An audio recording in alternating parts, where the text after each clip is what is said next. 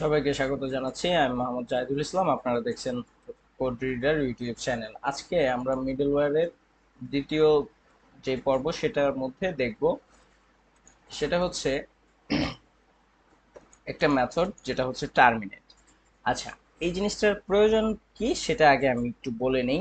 সেটা হচ্ছে আমাদের অনেক সময় এমন কাজ করার প্রয়োজন পড়ে যেটা হচ্ছে আমার রেসপন্সটা সেন্ড হয়ে যাওয়ার পর আমার রেসপন্সটা পুরোপুরি যখন সার্ভার থেকে ব্রাউজারের কাছে চলে যায়, ঠিক তখন আমার কোনো একটা মানে অ্যাকশন যদি ঘটাতে হয়, সেই জিনিসটা আমি কিভাবে করব সেই জন্য আমরা মিডলওয়্যারের মধ্যে কাজটা করতে পারি।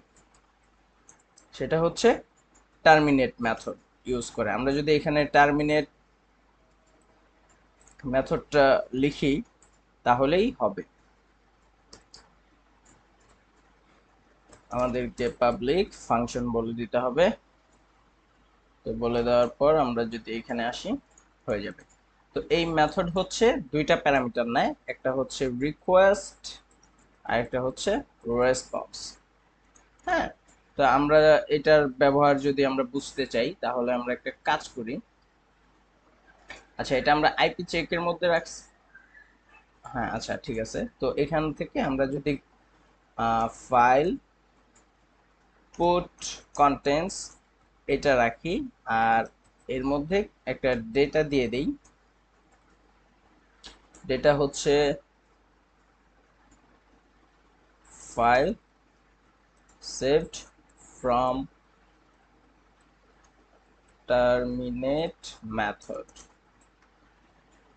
এই ফাইলের পাথ হবে dir। এটা হচ্ছে আমাকে কারেন্ট ডিরেক্টরি পাথ বলে দিবে। আমি এর মধ্যে ফাইল নেম রাখবো হচ্ছে test dot TXT, sorry TXT.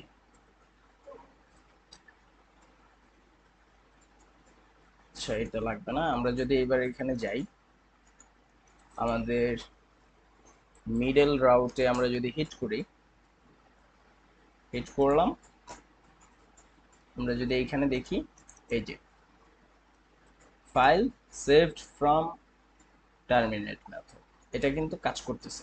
হ্যাঁ, তো এভাবে আমরা আমাদের অ্যাপ্লিকেশনে এই টার্মিনেট মেথডটাকে আমরা ব্যবহার করতে পারি, যার ফলে আমাদের মানে যদি এমন কোনো কিছু করার প্রয়োজন পড়ে যে আমরা কোনো একটা ইউজারকে কোনো একটা ডেটা সেন্ড করে দিছি, সেন্ড করার পর সে আর ওই জিনিসটা কখনো নিতে পারবে না, বা তো এইরকম কাজে আমরা এই জিনিসটা ব্যবহার করি। এটা অনেক সময় হয় যে আপনি এটা ম্যানুয়ালি করলেন, ডেটা আপনি ডেটাবেস থেকে ফেচ করার পর আপনি এটা ডেটা আপডেট করে দিলেন, সে আর ওই ডেটা নিতে পারবে না। কিন্তু দেখা গেল তার কাছে ডেটা পৌঁছানোর আগে কোনো একটা এররের কারণে আপনি আর রেসপন্স সেন্ড করা হয় নাই, কিন্তু সেই ইউজার কিন্তু আর অ্যাক্সেস পাচ্ছে না সেই ডেটাটার মধ্যে। তো এরকম ঝামেলা আপনি এড়ানোর জন্য আপনি যেটা করতে পারেন সেটা হচ্ছে এই টার্মিনেট মেথড ইউজ করবেন। কেননা টার্মিনেট মেথড শুধুমাত্র তখন ফায়ার হয় যখন কিনা আপনার মানে রেসপন্সটা পুরোপুরি ব্রাউজারের কাছে চলে যায়।